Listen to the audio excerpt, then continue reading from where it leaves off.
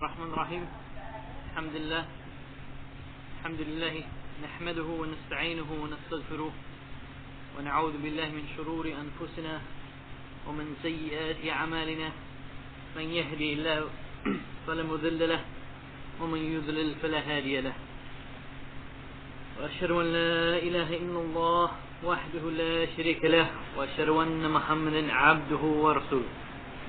أما بعد. Inshallah, in this first session this morning, I would like to talk about a topic that it leads to some confusion and even sometimes people getting upset when they look to or when they hear from different scholars, different opinions, and when they try to find the answer to something, they hear that this scholar said this scholar said that, and so forth.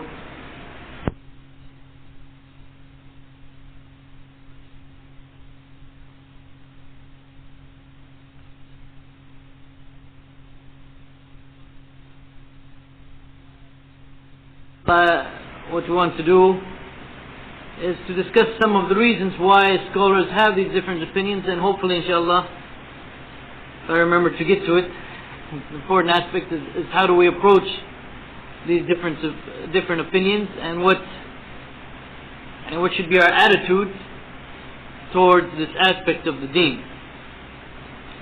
Inshallah, actually this lecture is just going to be about the difference of opinions, or the reasons for the difference of opinion among the jurists, among the fuqaha. Because the people in the other areas, in the area of aqidah, there are specific reasons for difference of opinion in the area of aqidah. There are specific reasons for difference of opinion among the muhaddithin when it comes to hadith and so forth. What I'm concerned with, inshallah, is the difference of opinion among the jurists in particular. Well, when we look at their differences of opinion, we can basically divide, in general, their differences or the causes for the differences into three categories. Three major or general categories, each one having a number of cases underneath them. And these three categories, by the way, these are my own terms, my own divisions, so you will not probably find this anywhere. But what I call them, first category is the practical reasons for the difference of opinion among the jurists. And I think, inshallah, when we get into some examples of that nature, you'll understand what I mean by that. And then there's theoretical reasons for the difference of opinion among the scholars. That is, that their methodology of reasoning in fiqh, or what is known as usul fiqh, differs from one another. And because of those differences in their methodology, they come to different conclusions. And inshallah, we'll present examples of that also. And then the last case, or the last category, is what I call problematic areas. And as I said, hopefully, inshallah, as we discuss each category and we give you some examples, they will be made at least a little bit clearer. With respect to the first category that I mentioned, the first major category, the practical difference of opinion, or the practical reasons for the scholars differing. What I mean by that is things that happen in life, you could almost say, happen in life and happen in the history of Islam, of course, that have led to people having differences of opinion. For example, with respect to the hadith of the Prophet Muhammad ﷺ, especially in the early years of Islam, where they were not gathered in large collections like what we have now. I mean, now we have hadith on computers. It's easy to do a computer search for hadith. During the time of the Sahaba, for example, each Sahabi knew the hadith that he had heard from the Prophet ﷺ and that he had heard from other Sahaba. But there was no major collection at that time that they could turn to. Similarly, the Tabi'een, the following generation, they learned hadith from their teachers. And it was quite possible for someone not to know a particular hadith about a particular topic. And this is one of the major reasons for difference of opinion, when someone doesn't know about a particular hadith of the Prophet ﷺ that is related to a specific topic. Now it can even happen with the Qur'an with people who are not that well grounded in the Qur'an, but of course we hope that our ulama, our scholars, have a firm understanding and have perhaps memorized most or all of the Qur'an. So inshallah this kind of problem should not occur too often with respect to the Qur'an. But for example, even the Sahabi like Abu Bakr. Abu Bakr was asked one time about, or a case came to him about the inheritance of a grandmother. Well, he said that I looked in the book of Allah and the Sunnah of the Prophet Muhammad ﷺ, and I don't find anything about the inheritance for a grandmother. So one of the other Sahabi told Abu Bakr that I heard the Prophet ﷺ used to give her 1/6. Abu Bakr asked him if he has any witness for what he's saying, and he produced a witness that the Prophet ﷺ used to give 1/6 of the inheritance to the grandmother. Well, similarly, during the time of Umar ibn al-Khattab, he did not know whether or not the Magians should pay the jizya, and he was not aware of the hadith of the Prophet ﷺ, in which the Prophet ﷺ said to treat them like you treat Ahl al-Kitab. So another Sahabi had to tell him this hadith of the Prophet ﷺ said such and such. Now what happens in this case is that if a person doesn't know the hadith of the Prophet ﷺ, if he's not familiar with the hadith of the Prophet ﷺ on this point, and it might be a case where he has to decide something, he has to make a decision. So if he doesn't know the hadith of the Prophet ﷺ, he will have to make ijtihad, or he'll have to make judgment based on whatever knowledge he might have related to it, or based on what he thinks is the best solution for that possible case. Now the ijtihad that he makes may or may not be in conformity with the hadith of the Prophet ﷺ that he's ignorant of. For example, Ibn Mas'ud one time was asked about the case of a woman whose husband had died before a mahr, the amount of mahr was stated or was agreed upon for her. Because as you know, as we see in the Qur'an, the mahr, the determination of the mahr, how much should the mahr be, this is not one of the shurut, or this is not one of the prerequisites of marriage. In other words, you can get married without having stated what is the mahr. You can get married without agreeing upon a specific mahr. So Ibn Mas'ud was asked about the case about the woman whose husband had died before there was agreed upon mahr between them.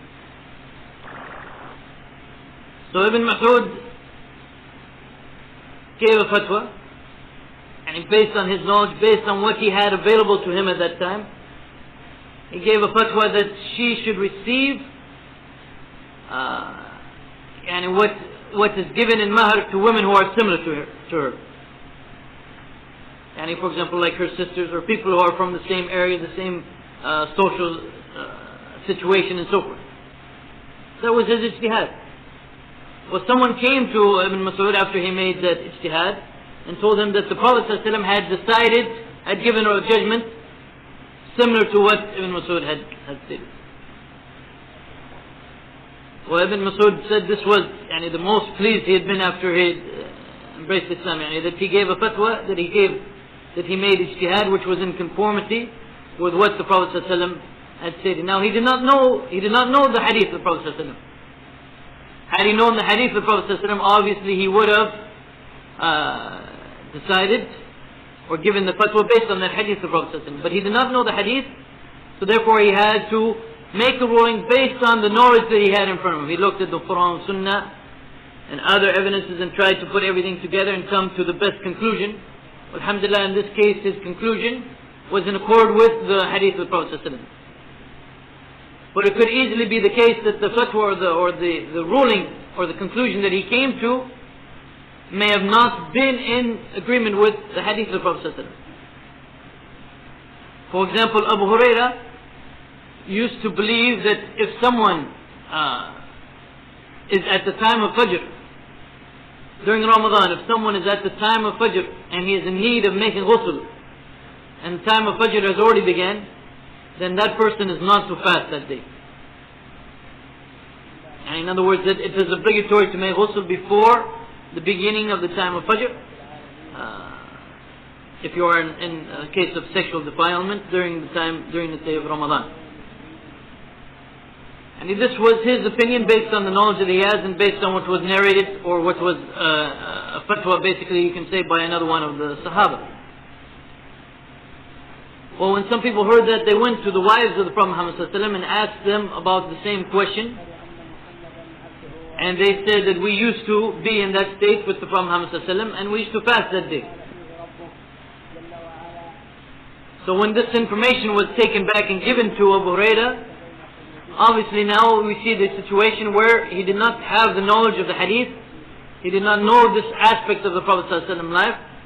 So therefore he made his own ijtihad. And on the basis of that ijtihad, he made his own ijtihad, and it turns out that ijtihad was against the hadith of the Prophet ﷺ. Now in his particular case, he was told about it, so he changed his mind. And in other words, of course, he left his ijtihad, and he followed what the hadith or what the sunnah of the Prophet Muhammad ﷺ was. But the point is that on a particular issue, if someone does not know the hadith, the relevant hadith of the Prophet Muhammad ﷺ, he will have to make ijtihad. And that ijtihad may or may not be correct, or may or not be, in other words, in conformity with the sunnah of the Prophet Muhammad ﷺ. So that is one of the major causes, especially when we're talking about the early years in Islam, especially before the major collections. As I said, nowadays it's easy to find hadith. It's much easier nowadays to find hadith in some cases. During that time, one of the major causes for difference of opinion among the fuqaha is that some scholars knew some hadith, and therefore their judgment was based on that hadith, and other scholars did not know those hadiths, so therefore they were forced to make ijtihad. And as we saw, that ijtihad may be in conformity with the sunnah of the Prophet Muhammad ﷺ, or it may not be. So the second case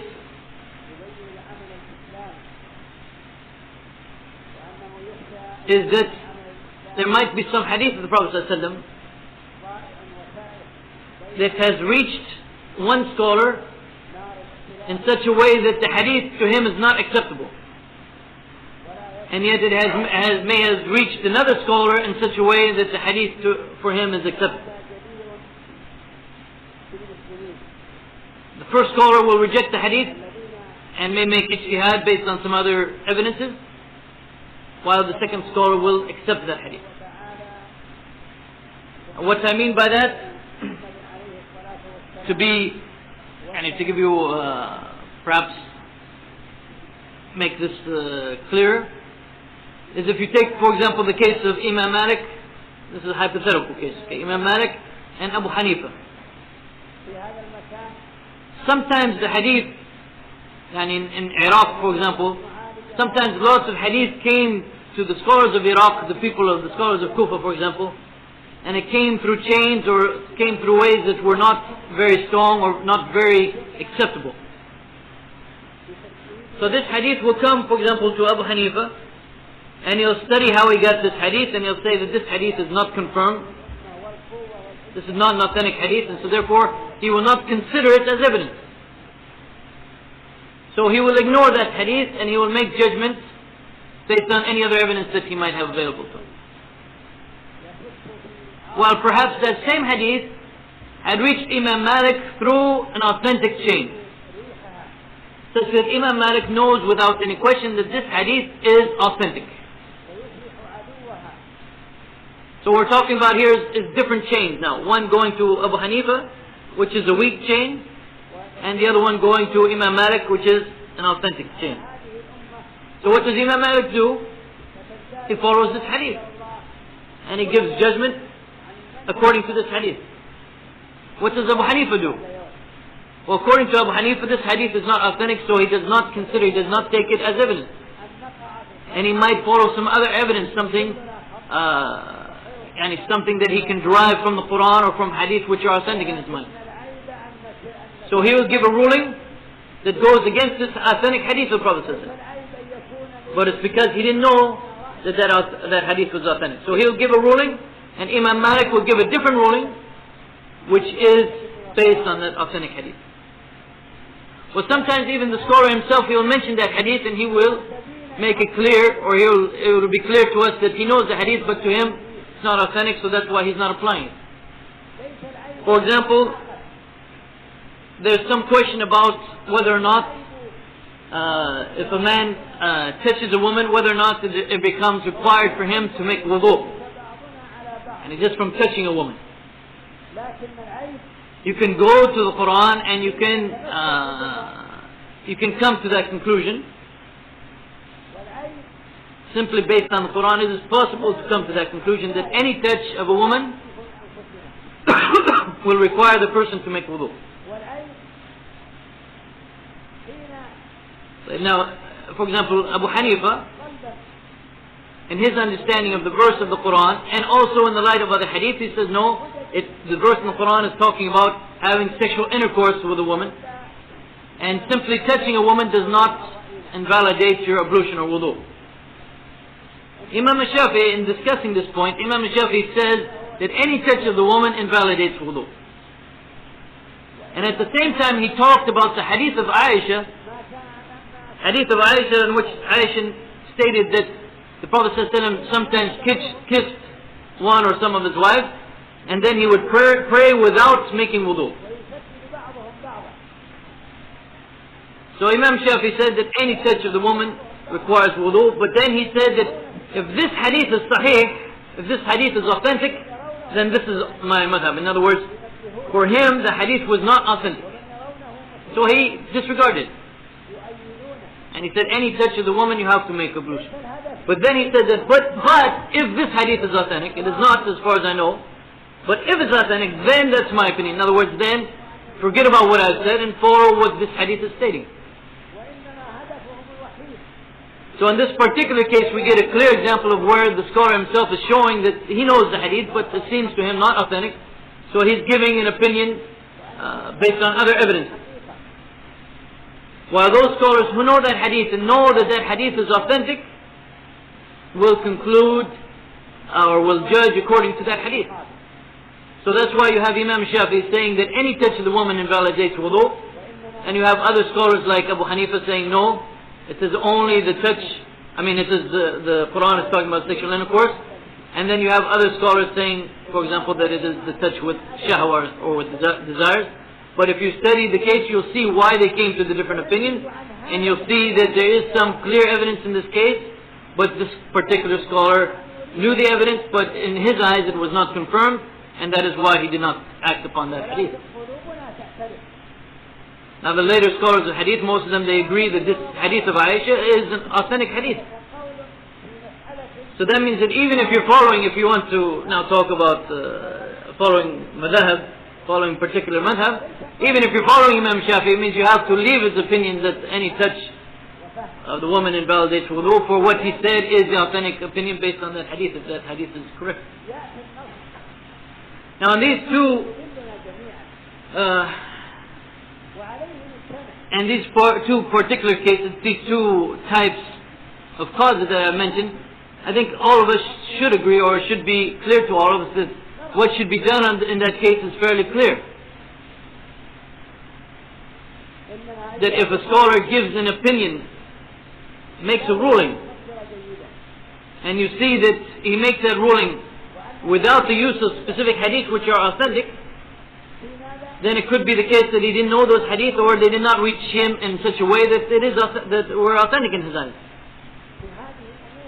And you find other scholars making rulings according to those authentic hadith. I think in this kind of case, and this is a simple kind of case, but actually if you study the books of fiqh, you'll find that this is one of the major reasons for difference of opinion among the fuqaha.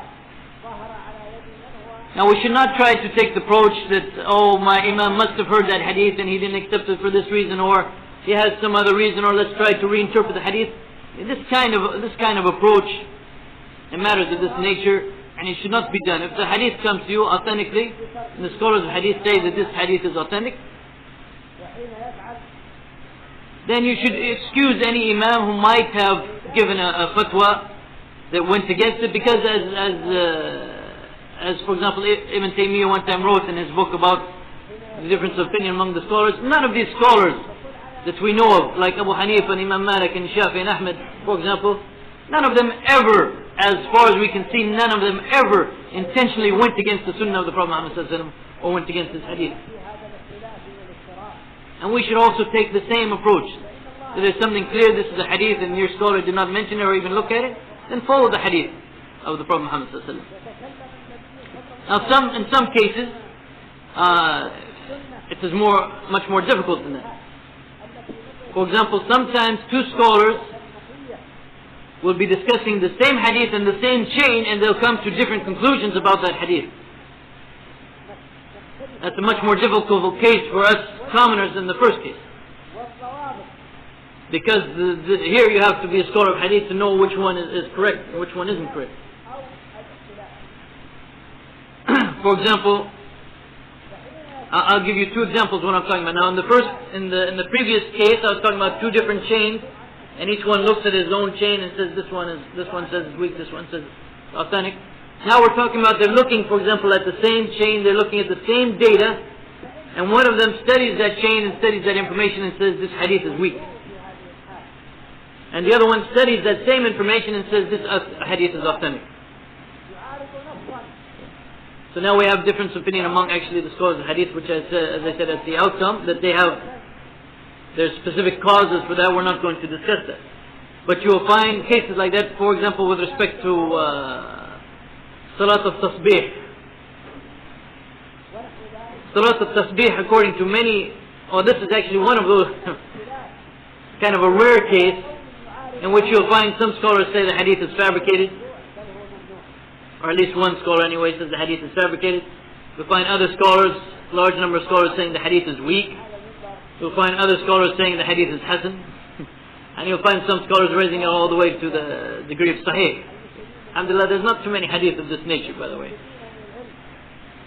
But they're studying the same information, and one comes to this conclusion, the other one comes to the exact opposite conclusion. So, for some scholars, you should pray Salat al-Tasbih, and for the other scholars, it is bid'ah. It's an innovation. This kind of case, as I said, is much more difficult, because it requires someone with the knowledge of hadith to study it and to try to determine which of those different opinions may be the strongest opinion. Similar with respect to covering, whether women, for example, have to cover their face and hands. The hadith of narrated from Aisha, the hadith of Asma, in which the Prophet ﷺ said that when a woman reaches the age of menstruation, nothing should be seen of her except this and this, and pointed to the hands and face. Some scholars, the majority of the scholars, say that this is a weak hadith. So therefore they say you cannot claim that a woman may uncover her face and hands on the basis of this hadith. While other scholars say no, this is an authentic hadith, and so therefore they say that this is an authentic hadith and there's a clear evidence on this point, and therefore women may uncover their face and hands and so forth. So you have scholars studying the same hadith, the same data, and they come to different conclusions. As I said, that is more difficult. We'll get to a situation like that and discuss how we should handle that case.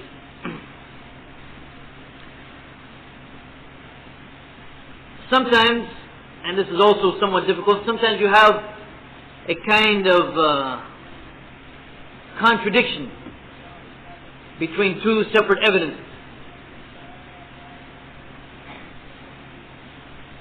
And in this case, it can lead to difference of opinion. I'll give you just one example. I think so it'll be clear what I'm talking about. For example, the Prophet Muhammad ﷺ has shown to us that when you enter the mosque, before you sit in the mosque, you should pray two rakatain of tahiyat, what is called tahiyat al-masjid, or greeting the mosque. So before you sit down in the mosque, you should pray two rakatain before you sit in the mosque. Right? You're all familiar with that. So at the same time, the Prophet ﷺ has shown us that there's particular times in which you should not pray. For example, after Fajr, and just as the sun is setting, at high noon, Zawal. So what should you do if you enter the mosque just as the sun is setting? should you pray the 2 rak'at as the Prophet ﷺ said, before you sit, pray the 2 rak'at? Or should you not pray them because this is the time in which the Prophet ﷺ has shown us we should not pray? So we have evidences on both. We have a clear evidence or clear command. One will say to pray 2 rak'at, and the other one says at that time you should not pray. So how are you going to decide? Well, you're going to decide by bringing different principles of legal theory to show that in this particular case, this evidence outweighs this evidence based on this principle. And obviously, though, in this kind of case, it's very common, it's very easy that some scholars may conclude that one principle is more important than another principle, therefore this evidence takes precedence over the other evidence. While some other scholars say, no, this is the principle that should be used, and this evidence takes precedence over the other evidence. So in other words, what I'm saying is that some scholars will tell you, yes, you pray Tahiyat al-Masjid, you pray the 2 rak'ats before you sit, and the other scholars will tell you, no, you don't. And they're both invoking different principles. And in order to know actually which is correct, you have to study, in that case you have to study legal theory really, usul al-fiqh, to understand what is really the principle that should be invoked at that time. Well, sometimes also with respect to the actions of the Prophet Muhammad ﷺ, many times scholars interpret them in different ways. Like, for example, we know that the Prophet ﷺ told us that we should not drink while standing. And yet at the same time we have authentic hadith of the Prophet ﷺ that he drank while standing. So how now are you going to interpret his action? I'm stressing here that especially when it comes to actions of the Prophet ﷺ, which is a very large topic, a very important topic, which I don't think has been given the amount of attention that it deserves. Alhamdulillah, one scholar's name is Muhammad al-Ashqar, wrote an excellent PhD dissertation about the actions of the Prophet Muhammad ﷺ. But how do you understand it that the Prophet ﷺ told us not to pray, not to drink while standing, and yet we have authentic hadith that the Prophet ﷺ drank while standing? Well, people understand it in different ways, and they interpret the action of the Prophet ﷺ in different ways. Some will say that when the Prophet ﷺ prohibits something, that means it is haram. But the fact that he did it, this is proof that it is simply makruh, disliked, and not haram. Others say that we know that the action of standing, or we have reason to believe that the action of him drinking while standing, which happened during close to the end of his life, probably came later than the prohibition, they say. So this abrogates the other one.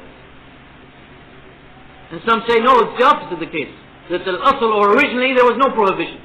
So he might have drank while standing and the prohibition came later. Some might even say, no, this was particular for the Prophet Muhammad ﷺ. Others look at the circumstances in which he drank while standing and they'll say, oh, you see, it was a situation, it was crowded and so forth, and because of necessity, he had to drink while standing. So especially now when we get a difference between what the Prophet ﷺ said and what he did, there seems to be some contradiction. Especially, as I said, especially when it comes to actions, sometimes it's very difficult to determine how we should approach those actions. And by the way, sometimes some scholars simply are mistaken, are simply mistaken. And we have to realize that also can happen. Or they do not hear hadith correctly, or they did not get the whole hadith and so forth. We have that even from the early years of Islam. We know that this happened. For example, Ibn Abbas, he had the opinion that the Prophet ﷺ married one of his wives while in fact he was in the state of ihram. The state of ihram means when you're going to make hajj or umrah, you enter what is known as the state of ihram. Like we can call it the inviolable state for performing the hajj or the umrah. During this time, you're not allowed to get married. You're not even allowed to propose for marriage during this time. But Ibn Abbas said the Prophet ﷺ married one of his wives while he was in the state of ihram. It is reported from this wife herself that no, it wasn't while in the state of ihram. And it was reported by the one who was the messenger between them that it was not while in the state of ihram. But Ibn Abbas said no, it was. In a case like this, it's clear that Ibn Abbas was simply mistaken. What he had saw, or what he thought he saw, what he thought, how he understood the situation, was not correct. And sometimes scholars may make mistakes. We should not be surprised that sometimes scholars may make mistakes. Imam Malik, for example, said that there's no one who we accept all of his statements, and we do not reject any of his statements, except for the one in this grave. And he pointed to the grave of the Prophet Muhammad sallallahu alaihi wasallam. So these are some of what I call the practical differences, or practical reasons for differences of opinion among the fuqaha. Someone didn't hear hadith, he did not know the hadith. Someone didn't receive the hadith through authentic chain, so therefore he did not consider it. Someone studied hadith and he thought it wasn't authentic, while somebody else thought it was authentic. Somebody simply made a mistake. Somebody forgot. We find examples among the Sahaba, even Umar al-Khattab, when he forgot an incident that was related to him. This is also possible that the scholar may forget. So these are some of what I call the practical differences. Well, inshallah, at the end of the lecture, we'll talk about what are some of the principles, how can we approach these differences of opinion among the scholars. Secondly, also, as I said, are what we call theoretical differences, or what I call, as I said, these terms are for me, so what I call theoretical differences. And if anybody has a better name than practical differences for that first category, I'm open to suggestions. So what I mean by theoretical causes for the difference of opinion among the scholars is that scholars have different usul, and when we talk about the fact that there's four famous schools of fiqh, we have to realize that one reason why there's four schools of fiqh is because when it comes to legal reasoning, methodology, how to get from the text to a conclusion. You have, for example, hadith, you have the Qur'an. How do you get from that text to a fiqh conclusion? This methodology that you use is known as usul al-fiqh. And inside usul al-fiqh, many people, and when it comes to methodology, they have some different opinion about what's the principle that should be applied. So, for example, and there's numerous examples that can be taken in this area. We have at least four schools of fiqh. So and we have many questions in usul al-fiqh. There's many issues that need to be discussed. So we should not be surprised if there's differences on many points. Alhamdulillah, the basics, about the Qur'an and Sunnah and Ijma'ah, the Qur'an and Sunnah and consensus and qiyas and the basic approach to the text, that if there's a text and it's authentic, then you do not make ijtihad and so forth. And these kind of basic things, these kind of basic approaches, there are things that are all agreed upon, and all of the four madhab approach the text in the same way. And in fact, if anyone approaches text in a different way from the basic principles, they are considered outside of the realm of Ahl Sunnah wal Jamā'ah. For example, if someone says that an imam's statement, any imam statement comes before the Qur'an, or comes before hadith, or comes before ijma', or something like that, this is something unacceptable, goes against the teachings of the Qur'an and Sunnah, and so therefore this would be considered a principle of usul al-fiqh which is not accepted. And of course, by the way, usul al-fiqh, when we talk about usul al-fiqh, we're talking about qawa'id, or principles, or legal maxims, that are based on the Qur'an and Sunnah and Arabic language and ijma' and so forth. We're not talking about they just came up with some things, but they have evidence for their principles from the Qur'an and Sunnah and so forth. Well, one of the areas in which there is, for example, difference of opinion is something known as, sometimes I have to think about, do I really want to discuss this and how much I want to get into it and so forth. But something known as ziyadat al-hukm, in which you find, for example, the Qur'an discusses some ruling, let's say, I mean, this doesn't have to be the way it is always, but let's take this as an example. The Qur'an discusses some ruling, and then there's a hadith of the Prophet ﷺ that takes that ruling and adds something to it. Ziyadat al-hukm, an increase in the ruling, we could call it. Okay. So we have some ruling, which is A from the Qur'an, but when we go to the Sunnah, the hadith of the Prophet ﷺ, we find the Prophet ﷺ said A plus B. For example, with respect to the punishment of the fornicator who is not married, the fornicator. What's his punishment in the Quran? This is not the kind of setting that you ask the audience anyway, but the punishment in the Quran is flogging, right? So, but when we go to the hadith of the Prophet ﷺ, what do we find also mentioned in some hadith? Okay, flogging and banishment for 1 year. So the Quran simply says flogging, and the hadith says flogging and banishment. Okay. This is known as ziyadat al-hukm, where there's some increase in the ruling. Some additional ruling is probably a better way to say it. An additional ruling found in the hadith of the Prophet Muhammad sallallahu alaihi wasallam.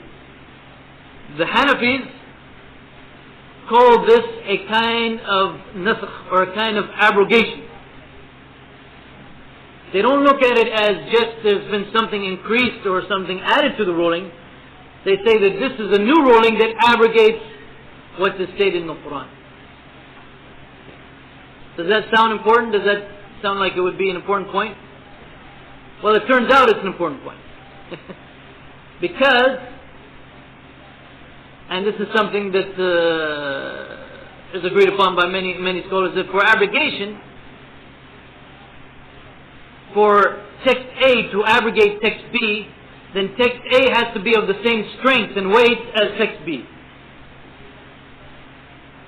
For example, if you're familiar with the terms mutawatir or qat'i thubut or qat'i dalala, that if text A, for example, is from the Qur'an, that means it has been narrated in such a way that we know that it's true. It's been narrated by so many people in each generation. There's no doubt about it.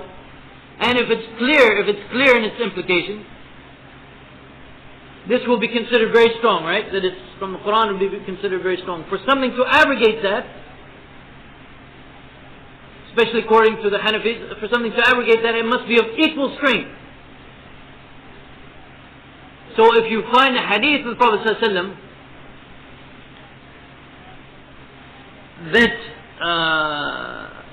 if you find a hadith of the Prophet ﷺ that is not mutawatir, that has not been narrated by so many people, it's from the other category known as ahad, which is not narrated in a similar fashion, is not considered as strong as mutawatir. In other words, that's my point. So you have this verse in the Quran saying that the punishment for fornication is flogging, and that's mutawatir, that is, in other words, at this level. And you have this hadith down here, which is not mutawatir, saying it's flogging and also banishment. So for the Hanafis, they say that this additional ruling, this is a case of abrogation. And in order for this additional ruling to abrogate that verse in the Quran, it has to be of equal strength. Since this hadith is not of equal strength, they say it's not possible for that to abrogate the Quran. And so therefore for the Hanafis, the punishment for fornication, the had punishment, is the flogging. They say that the banishment for a year, some of them say this is the kind of ta'zir that the imam, kind of punishment that the imam can implement if he wants. According to the others, they say no, an additional ruling is not a kind of abrogation. It's not abrogation, you're just adding something to it. It's like explanation. Some kind of explanation that it doesn't mean just flogging, but it means flogging, and also this additional ruling is just a further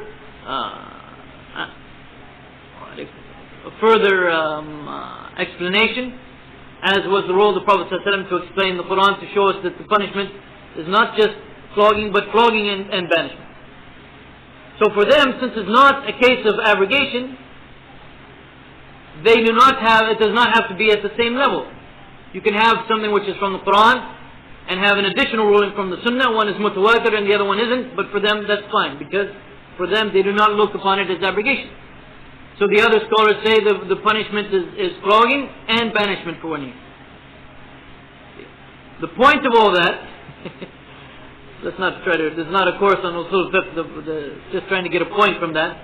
The point of all that is that this is a theoretical mean, different madhab, different schools of fiqh and their legal theory. They have a difference of opinion in their legal theory. That ziyadatul hukm, or an additional ruling, is a kind of abrogation, so therefore this and this must apply. And the others say that an additional ruling is not a kind of abrogation, therefore these things don't have to apply. So what's the result? You get difference of opinion about what is the punishment for fornicate. And many other examples related to this one point can be given. And many other examples related to many points can be given to show the fact that theoretical differences, and that since we have different usul al-fiqh, we're going to, in other words, since we have different legal methodologies, then we're going to come to different conclusions. So as I said, this is kind of a large area.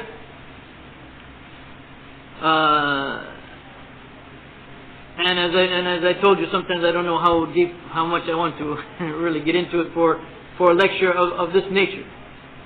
But to give you one more example, when the Prophet ﷺ said that Allah subhanahu wa ta'ala has removed from this ummah what is done out of mistake, forgetfulness, and out of compulsion.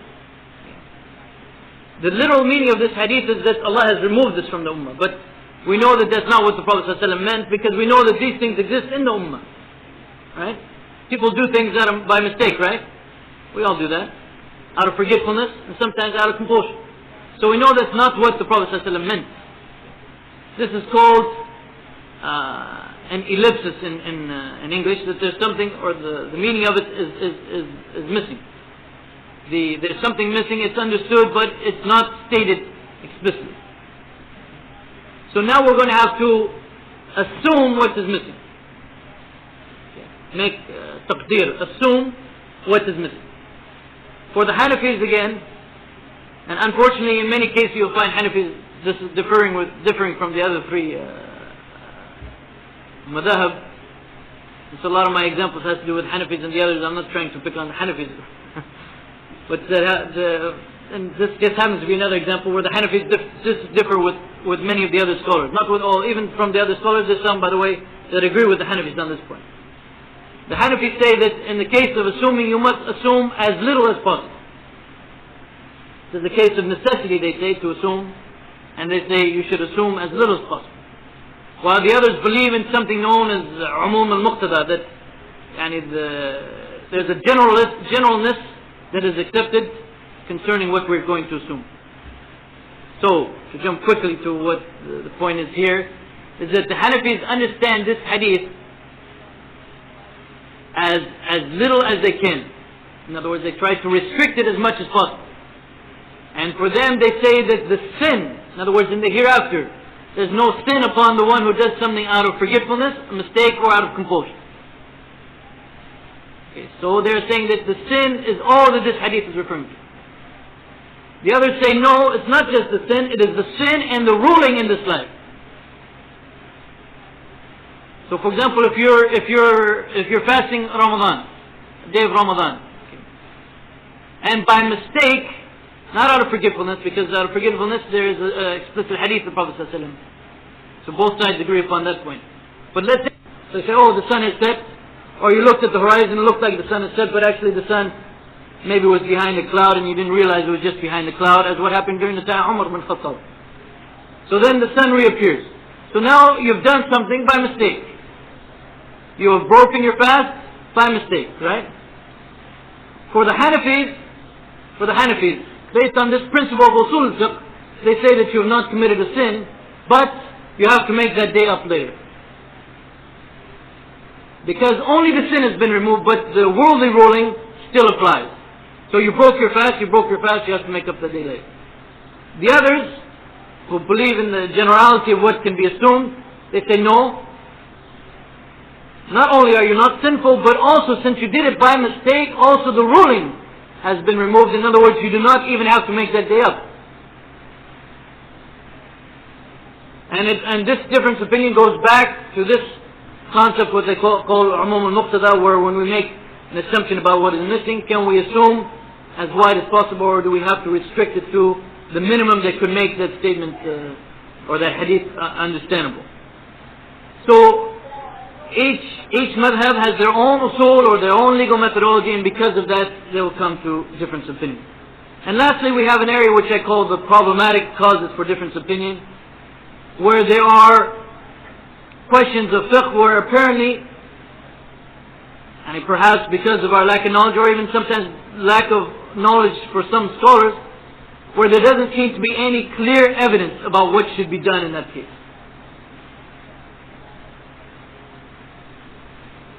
The evidence isn't very clear, so therefore everyone has to make ijtihad. And even that the ijtihad that they make and the evidence that they give you for the ijtihad, this evidence will not be direct and will not be clear evidence. For example, suppose you come to the mosque, as you all know, in Boulder we have a lot of snow, so we combine Maghrib and Isha a lot, sometimes too often. Sometimes they think it's going to snow, they say let's combine the prayers. So we're combining the prayers, and someone comes late. He comes late and he missed the Maghrib prayer, but he doesn't know it. He just comes and he finds the people praying. We're actually in the first rak'ah of the Isha prayer, and he has not prayed Maghrib, but he comes and he finds the people praying, so of course he joins the Jamāl. So he joins the Jamāl thinking we're praying Maghrib. What should he do in that case? Well, when it comes to the third rak'ah, he's going to think we're going to sit and everyone's going to stand, right? What should he do? Well, actually, this time it's not a question for you. I meant, don't answer me, but what should he do in that case?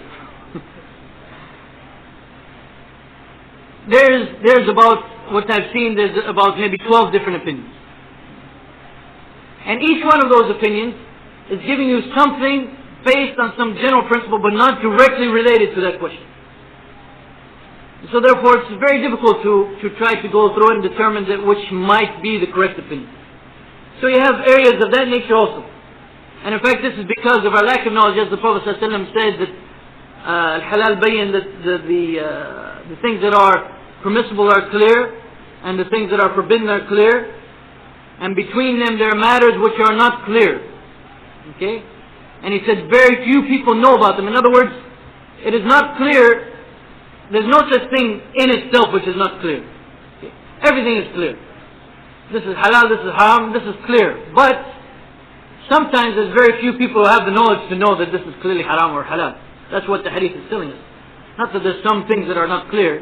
It's just because we don't have the knowledge and see the evidences or so forth, that to us is not clear. But in fact, al-halal wa haram, all halal haram are clear, if you have that knowledge. If you are from those people that the Prophet ﷺ has described as being among those few people who have that knowledge to understand it. Now, in the face of all of these different opinions that are based on these kind of things, as I said, in some cases the solution is very easy.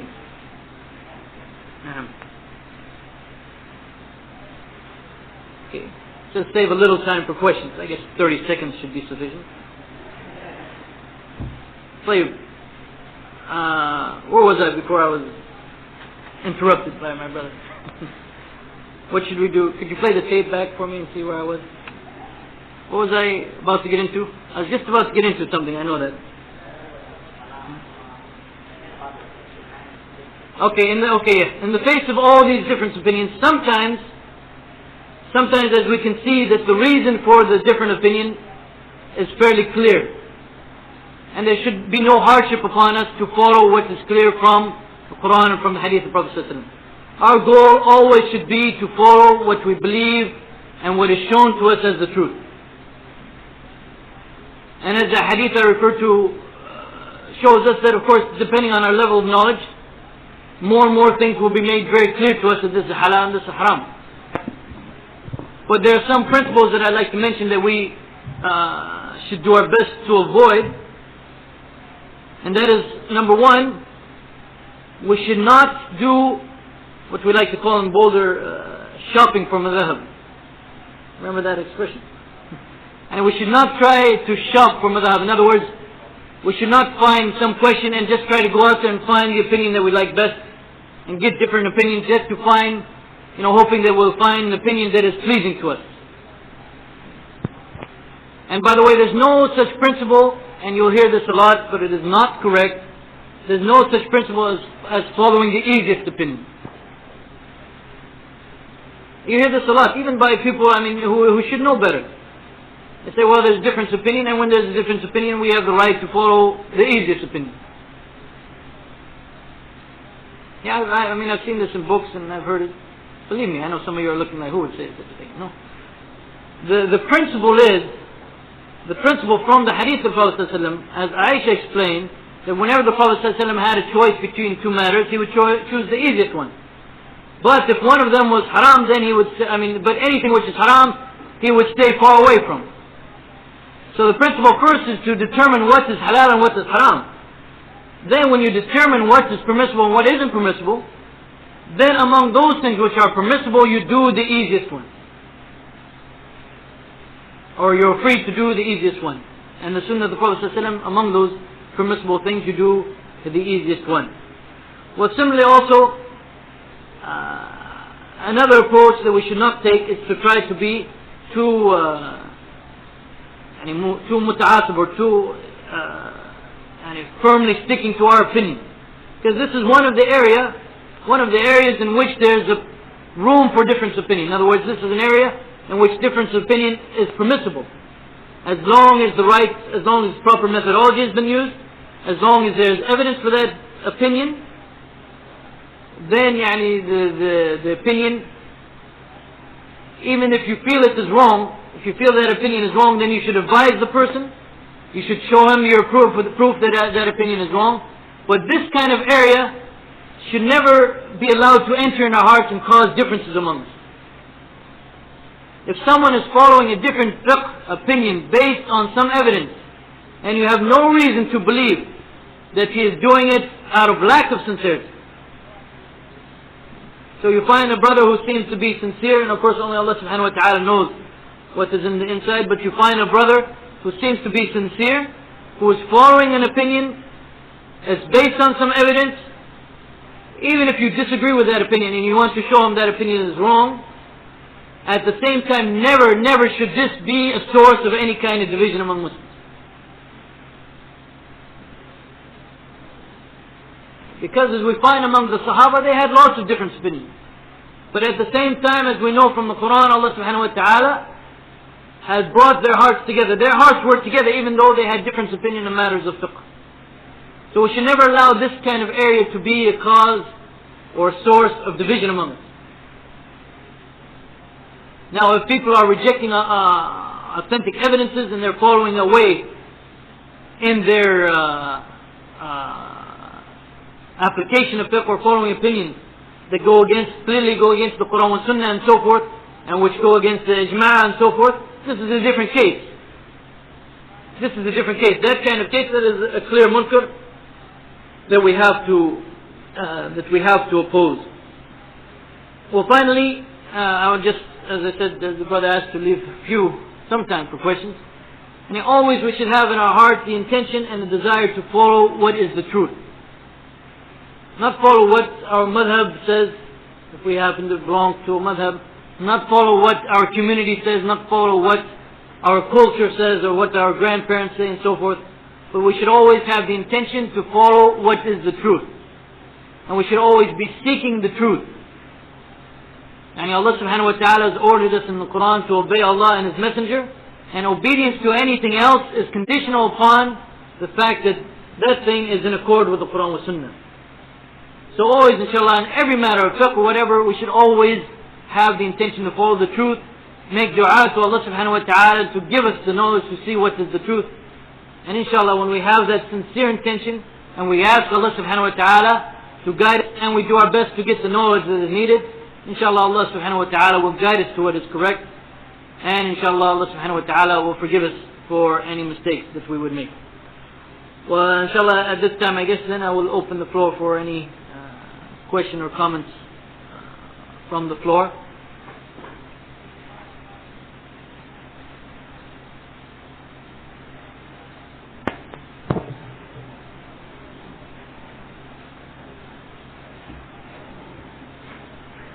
Assalamu alaikum wa rahmatullah.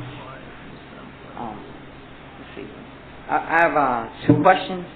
My first question is on when you were talking about which you said the theoretical differences. You were talking about the punishment in the Qur'an, about the punishment of lashing the married adulterers. No, non-married. Non-married. Excuse me. And I have that here too. And what the hadith says in terms of it, lashing and then banishing. And then you were talking about abrogation or negation in terms of that the Hanafi feel that the Qur'an negates this particular hadith. Is that the correct? No, what I was saying is the principle of abrogation. No. Abrogation means there was one law, and then another law came and canceled the original law. Okay. So now we have a new law. Okay, for example, the Sahaba or the Muslims used to face Jerusalem in the prayer, and then the revelation came to face Mecca. This facing of Mecca in the prayer abrogates, cancels the earlier command. Exactly, and you were saying that in order for that to do that, the law has equal strength. You said the evidences. The evidences have to have equal strength. Yeah, so I was curious in terms of trying to understand that a hadith cannot negate the Qur'an. Can it or can it not? Because that's what it seems like to me in times of that. Okay, we're not talking about negate. We're talking about abrogation. Okay, explain the difference for me, please. Explain the difference for me, please. Because negate could imply something else. So let's stick to a term which is closer to legal theory. Okay. Which simply says that this rule, this law, takes the place of that law. No. Okay. Okay. Now, the point that I was talking about is that with respect to the Qur'an and with respect to some hadith. Okay. Now this is not, as I said, in Usul Fiqh, there's lots of different opinion, lots of different legal methodologies. So I'm going to give you now one view of it so you understand the example that I gave. Okay. The Quran, all of it is what is known as mutawatir. You remember that from Chicago? Or mutawatir means it's been narrated by so many people in each generation. There's no question that they made a mistake in narrating it or that they all agreed upon a fabrication. Okay. What is not mutawatir is called ahad. This is that it's been narrated.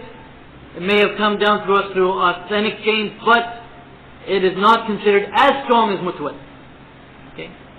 So, can something which is ahad, can it abrogate something which is mutawatir? Some scholars will say no. Other scholars will say yes, it's okay. There's no, because since both of them are authentic and we know that they're correct, there's no reason to make this condition. But what I was talking about here is those who say no, mutawatir cannot be abrogated by something which is ahad. So the Quranic verse is mutawatir, and this hadith is ahad. So therefore, we cannot abrogate this verse with this hadith. Okay. Now the others even say, well, this isn't even relevant here because this is not a case of abrogation. The Hanafis call it abrogation. The others say, no, it is just an additional ruling, which is like a further explanation. It is not abrogation. No. I understand now. My second question had to do with when you're talking about still theoretical differences. When you're talking about the hadith of Umar when he broke his fast early. And my question was in terms of that, the two different opinions on that. My question is, what did he do? And the actions of the Sahaba, are their actions considered or looked at as a way of fiqh? Maybe I don't know. If I remember correctly, there's no report or no statement about them making up that particular day that they fasted broke their fast. And this incident actually is mostly found in books of fiqh and some narrated in a couple of books of hadith. But with respect to the practices of the Sahaba in general, obviously what they agreed upon is hujjah and authority. And in general their practices, especially this is the practice of Abu Bakr, Umar and the four Khulafa, but in general their practices have a status, their sayings, in particular their sayings have a status as evidence, but it will not be like the Qur'an, Sunnah and so forth. Different evidences have different levels, but it is one of the different sources or evidences in the acceptable evidences in the Sharia. Alhamdulillah. Jazakallah khair. Assalamu alaikum. Assalamu alaikum. I just have a question concerning mutawatir hadith. Is there an example of mutawatir hadith that can be used to abrogate a particular ruling of the Qur'an or something like that? Well, first of all, probably depends on your definition of mutawatir. The definition you used. But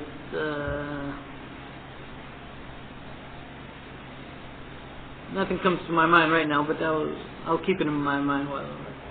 But I'm sure that, by the way, I'm sure there are. Just nothing.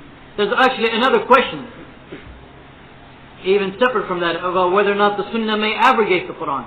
Sunnah as a whole, even if it's mutawatir. That's another question. Imam Shafi had a particular opinion about that the Sunnah cannot abrogate the Qur'an. That's also another opinion. So lots of opinions.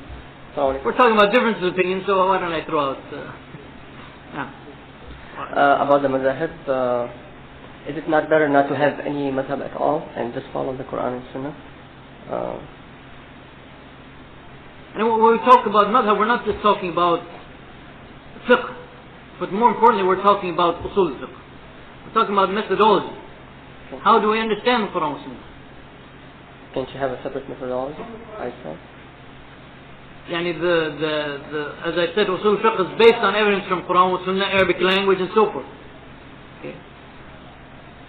But how do we understand the Quran and Sunnah? For example, al-amr or imperative. If you find something in the imperative, does that imply that is obligatory or not? Scholars say that implies it is obligatory. What is your proof? They bring proof from the Quran. They bring proof from the Hadith. They bring proof from the Arabic language. Right? But you will not find anywhere in the Quran that says that the imperative implies obligation. Okay, suppose you have a mujtahid who has a different methodology, different from all the four schools of thought. What should you consider? Well, practically speaking, if his methodology is based on Quran or Sunnah and Arabic language and so forth, this would not be possible. It won't be possible? This won't be possible, no.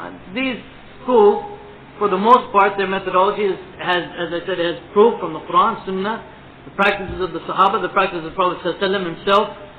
And it's virtually impossible to come up with, if you're talking about a whole body of methodology that goes against what the four. If you're talking now about one madhab that takes from this one and this one and this one, in other words, studies where they differ and concludes that this is the strongest opinion here, this is the strongest opinion, that's possible. But if you're talking about, completely new madhab with completely new principles, this is impossible.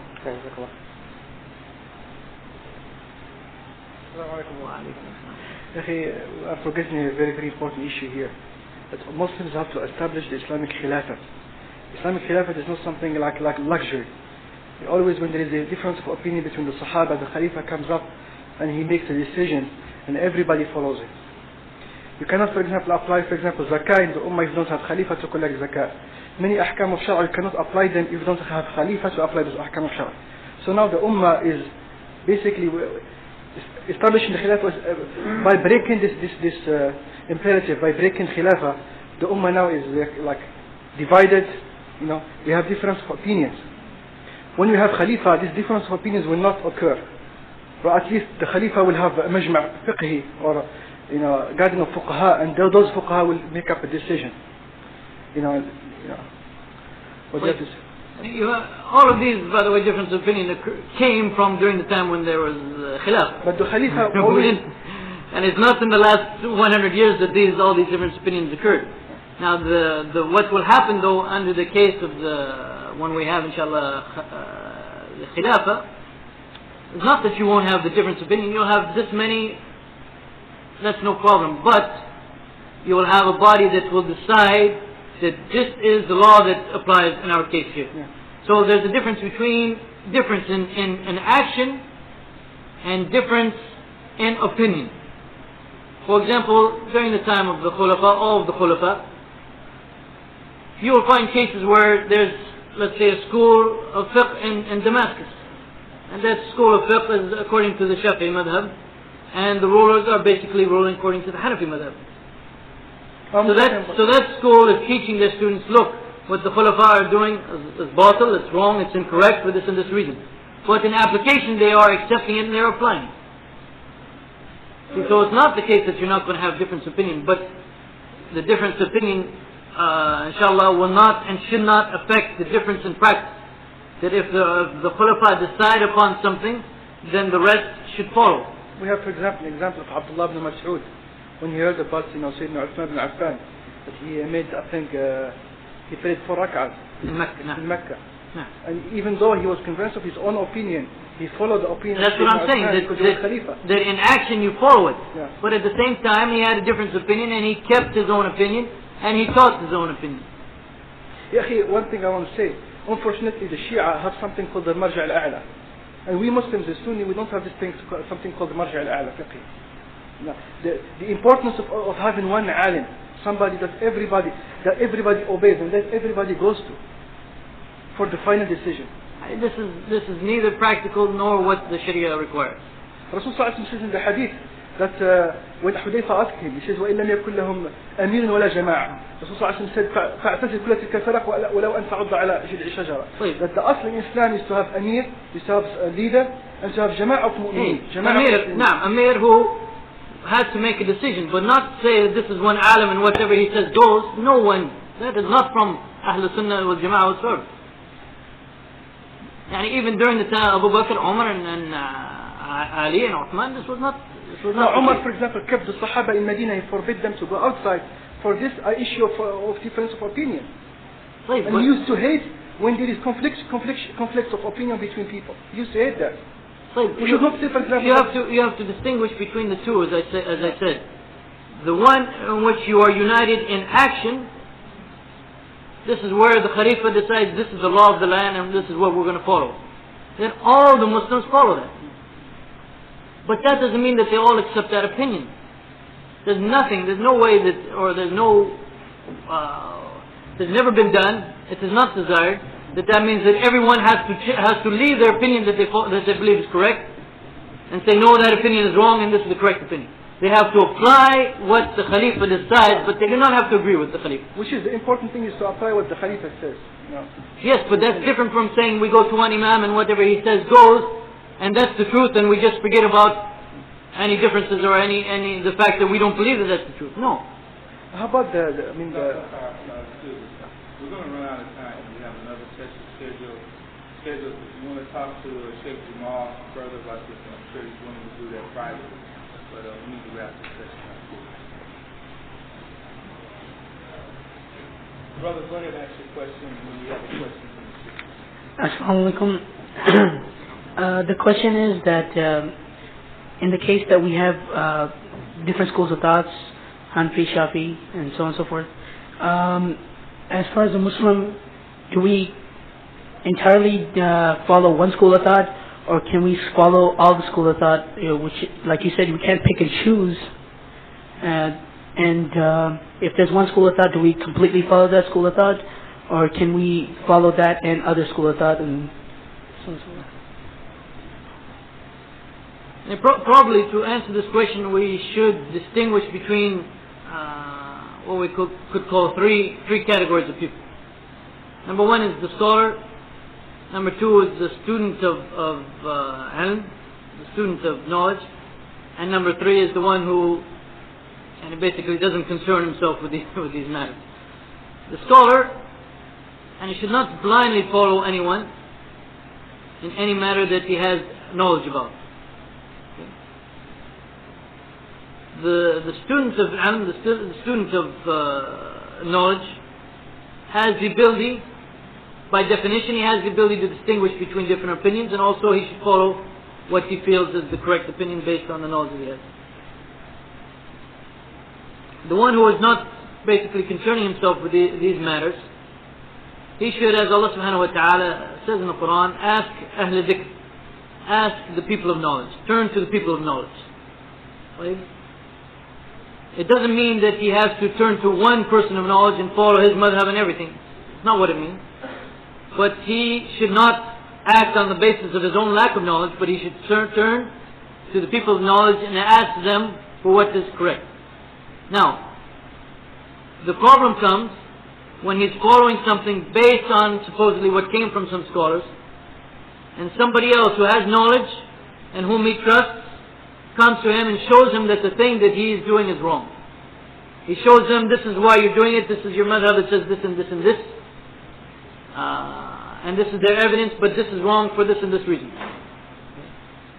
I believe, Allahu Alam, in this case, even though he's not a scholar, even though he's not a student of knowledge, but if that information comes to him from someone who he knows is knowledgeable and who he believes is sincere, and he is convinced by what that person says with what limited knowledge he might have, and he should leave what is shown to him to be incorrect and follow what is correct. Especially with respect to some of the madhab nowadays, because lots of what we call, for example, this is the Shafi'i madhab, this is the Hanbali madhab, this is the Hanafi madhab, some of them, when you actually study it, has no relationship with Imam Shafi'i or Imam Abu Hanifa.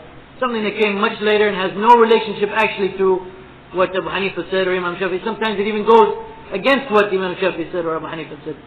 So especially nowadays when we're talking about something, passed on by culture and so forth, and someone shows us, someone with knowledge and who we trust shows us that this is wrong, we should leave the thing that we have shown, that has been shown to us to be wrong, to follow that which is shown to us to be correct. One question from the sisters.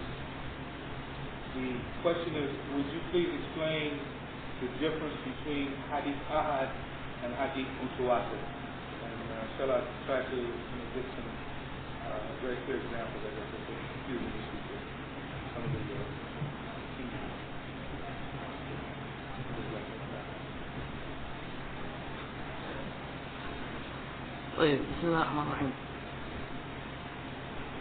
As I said, there's different concepts of what is meant by mutawatir and how something becomes mutawatir. The opinion that I believe in and that what I follow is not necessarily the standard opinion that you will find in the books on hadith. It is closer to the opinion that is held by some of the legal theorists or people who are writing in the field of legal theory, like Ibn Taymiyyah. That something can be considered mutawatir based not only on the number of people who narrate it, but also perhaps based on other issues also. But with respect to the general definition, what you would hear in most cases is that mutawatir is any report that has been narrated in such a way that in each link or in each generation it is narrated by so many people that there is no question that it was impossible for them to all agree and convene upon a lie, and it was impossible for them all to have made the same mistake in their narration. So for example, if you have 20 people from Basra, 20 people from Kufa, 20 people from Egypt, and they're all narrating the same thing the same way, and they did not meet each other and so forth, we know, or this is a sign that these people did not agree upon this lie, and it's not possible that they're all by mistake making the same mistake. Okay. Now many scholars discuss what is the minimum required in each link. There's no direct and clear evidence from the Qur'an or Sunnah about that. Some say, like 300. One opinion is 313. Another opinion is 4. Okay, so there's lots of variation among the different opinions. but basically it's a concept.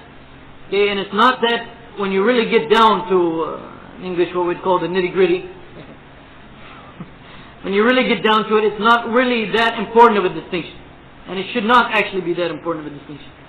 Because mutawatir and ahad, both of them, when we're talking about authentic reports, ahad, both of them means that we are certain that this has come correctly from the Prophet Muhammad sallallahu alaihi wasallam. But basically it is distinguishing those narrations that have come from so many people that we have no reason to doubt whatsoever, as opposed to those that have come from lesser number of people that we have to investigate and study to make sure that it is authentic.